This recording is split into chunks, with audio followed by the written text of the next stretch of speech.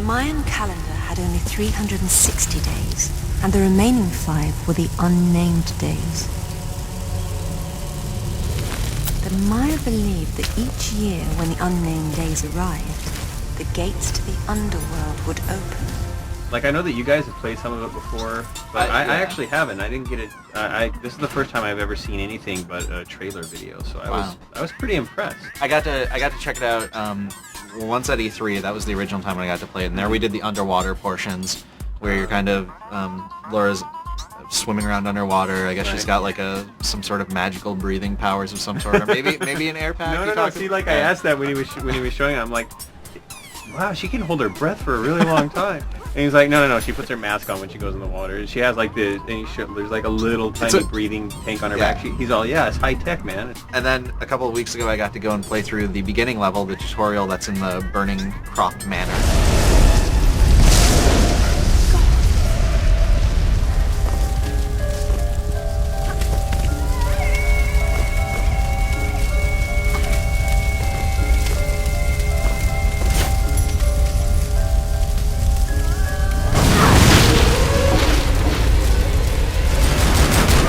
What do you think about the gun combat and the special attack in this? Well, I thought the special, I like the way that it works and how, you have the little reticle that you have to time and get in there to get it off, and it's I find it a lot more appealing than the typical bullet time stuff that we've been seeing since like the Max Payne days. Yeah, and the cool thing is that over that. Exactly, and the cool thing with this is that it's not just hitting like the special attack button and you do it. You actually have to do something. You have to pay attention and time it correctly. Did they talk to you at all about the player tailoring stuff? It's actually, I think this is kind of the most unsung feature of the new game. I did read your most recent post on player tailoring. Oh yeah. And that really fascinated me because it seems to me that in the industry, it seems almost that people are taking the opposite tack, which is like, let's cut out anything that might be more complex to the user and give them sort of a default state to go with that will reach the widest space. But this seems to turn that on its head a little bit. Yeah, well, the philosophy was actually that it's impossible to achieve a wide base by sending out only a single play experience. That by giving players the ability to tailor their experience, either by making the enemies tougher, making Lara Croft tougher, giving them more time to work with some of their abilities to climb with the architecture. Also, what you can do is send out this sonar pulse, and it builds up this mathematical model in your PDA of the space, and then you can fly through it and find stuff that maybe you couldn't find before. So all these pieces were meant to make the game more accessible to more people, because they could not only tailor the difficulty if they found it difficult or less so, but they could tailor what they wanted to do. They could say, you know what, it's not that the combat's too hard for me, it's that I just want more of the puzzles and exploration. I just want to be bothered less by tigers attacking me and whatnot. But then again, you really can't come up with a single suite of puzzles that everyone is going to be able to have the just appropriate amount of challenge and success at the end. So that's why we put in the field assistance, where you can ask Lara for a hint, for an answer, anytime you want.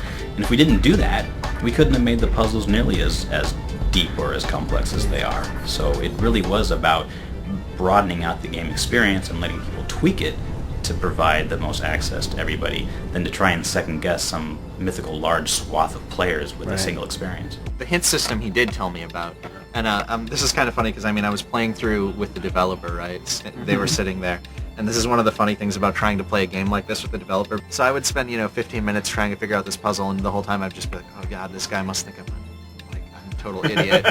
He knows how to solve this. Right. But then eventually, as I'm trying to figure out one of these puzzles, he points out that there's this hint system, and it's totally optional. You just, they don't pop up hints for you, but if you're stuck on a puzzle, you can get like up to 3 different levels of hints for each area, and it'll just be based on the room you're in. It'll be Laura making an observation about the room.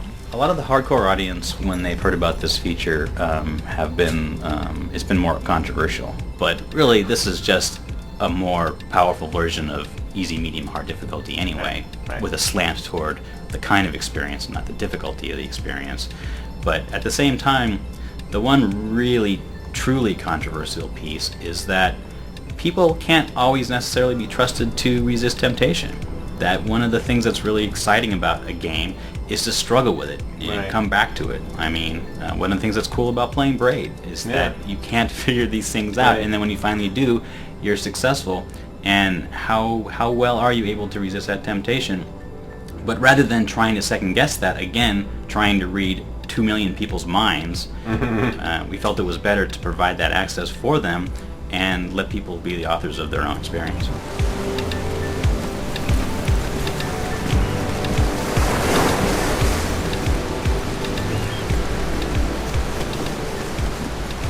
I really liked Legend because it added a lot to the Tomb Raider franchise. Well, fix the as controls. Fix the controls. Yeah, that's a good way to put it. And then, but in this one, they seem to have added even more animations. Like they took some cues from Assassin's Creed and Uncharted. It looks like, you know, because the way that she has a lot more fluid animations when she goes from pose to pose. And I really like kind of the free climbing areas. They're not really free climbing because you can still see like the texture and the geometry, and it's like, oh, this is an area where she's going to animate like this when she's climbing sideways along a wall, you know. But it looks really cool because she puts her hands on the right handholds and she uses her feet to steady her. And she wall jumps. Yeah, gotta love the wall jumping. Jumps are cool. I love wall jumps. Yep. And then she has this this grapple, and the grapple thing is really cool because it's actually it's physics based, just like the rest of the world. He's like, you know, you can grapple a point, and then you could wrap it around something in order to, like, you know, spin it, or to, like, you know, push something off of something else. So, like, I guess the thing that I've noticed is that all the environments that that you were shown and that I saw in some of the videos, and even the environments I saw, they were really great, like really great level design. They looked a lot of fun, and the stuff I played was a lot of fun to just jump around in. You know, like Legends, it was really great for that reason. But it's funny that you mentioned Assassin's Creed because I almost want Tomb Raider to evolve in some way and to become like, we were talking about the fact that there's no open environments in these games. Right, all the environments are just kind of these closed off areas, and you figure out how to navigate this area and solve this puzzle, and then you're done. In the Mexico level, there's a part you actually get on a motorcycle and you drive down, you know, very nicely cleaned out roadways towards different areas of the level. And it was nice because it made it feel like this open thing where you're going to this temple to grab this, you're going to this temple to grab this, and then you come back to solve a puzzle in the middle. You know, it's like I say that I want these more open world and exploration things, but then I played Uncharted, and Uncharted is linear. Yeah, you know, it's like true. point A to point B. It was just so much fun to play, and the characters were so memorable. Yeah, the Tomb Raider games have always had the set pieces, and from what we've seen so far, this is no different. It's going to have amazingly beautiful, awesome set pieces. Like the Kraken was really cool, I thought, too.